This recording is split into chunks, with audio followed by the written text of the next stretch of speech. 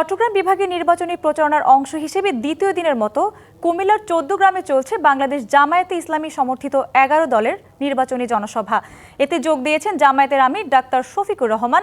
সকাল থেকেই ১৪ গ্রাম পাইলট উচ্চ বিদ্যালয় মাঠে আসতে শুরু করেন নেতাকর্মীরা। তারা বলছেন, আগামী বাংলাদেশ গড়ার জন্য সৎ যোগ্য প্রার্থী দেখে নির্বাচনে ভোট দিয়ে দেশকে বিশ্বের দরবারে তুলে ধরার এটাই মোক্ষম সময়। তাই দাঁড়িপাল্লা মার্কায় ভোট দিয়ে ফ্যাসিবাদ মুক্ত, আধিপত্যবাদ মুক্ত একটি বাংলাদেশ গড়ার জন্য সবাইকে এগিয়ে আসতে হবে।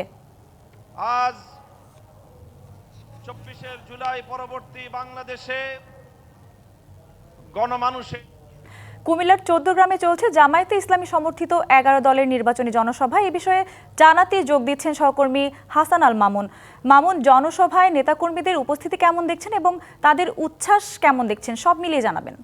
সঞ্জিত, আপনাকে ধন্যবাদ।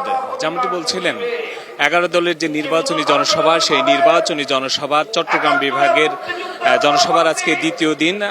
কুমিল্লার ১৪ গ্রামের আজকের এই জনসভার শেষ করেই বাংলাদেশের জামায়াত ইসলামীর আমির ঢাকায় ফিরে যাবেন বলে আমরা জানতে পেরেছি। এই আসনটি মূলত বাংলাদেশে জামায়াত ইসলামীর যিনি নায়েবে আমির রয়েছেন ডাক্তার সৈয়দ আবদুল্লাহ মোহাম্মদ তাহের, তার আসন। সেই আসনে ১৪ গ্রামের যেই পাইলট উচ্চ মাধ্যমিক বিদ্যালয় রয়েছে, সেই বিদ্যালয় মাঠে কিন্তু এই জনসভা চলছে।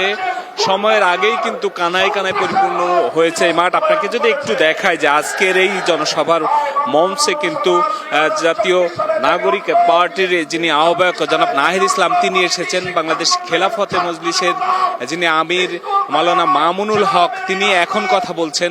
এছাড়া বাংলাদেশ জামায়াত ইসলামীর নায়েবে আমির যিনি এই ১৪ গ্রাম আসনে লড়ছেন ডাক্তার সৈয়দ আবদুল্লাহ মোহাম্মদ তাহের, তিনি এসেছেন। এই মঞ্চে এই কিছুক্ষণ আগে উপস্থিত হয়েছেন প্রধান অতিথি বাংলাদেশ জামায়াত ইসলামীর আমির ডাক্তার।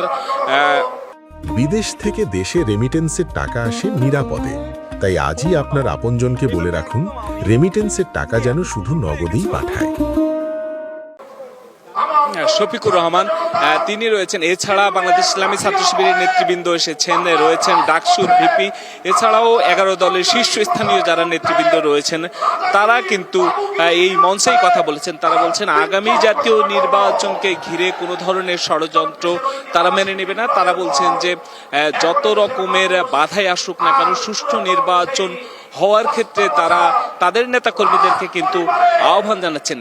একই সাথে এই নির্বাচনের প্রচারণা চালানোর ক্ষেত্রে বিভিন্নভাবে একটি দল থেকে যে বাধা দেওয়া হচ্ছে, বিভিন্ন জায়গায় তাদের নেতাকর্মীদের পরে হামলা চালানো হচ্ছে, এমনটিও তারা আহ্বান জানাচ্ছেন।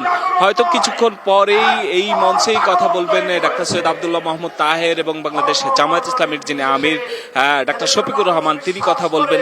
এই মঞ্চ থেকে আসলে কি কি বার্তা আসতে পারে আজকে এই এবং কুমিল্লার ১৪ গ্রামের যারা ভোটার রয়েছেন তাদের উদ্দেশ্যে কি বার্তা দিবেন, কি আশ্বাস দিয়ে যাবেন, সেটিও কিন্তু দেখার বিষয় রয়েছে।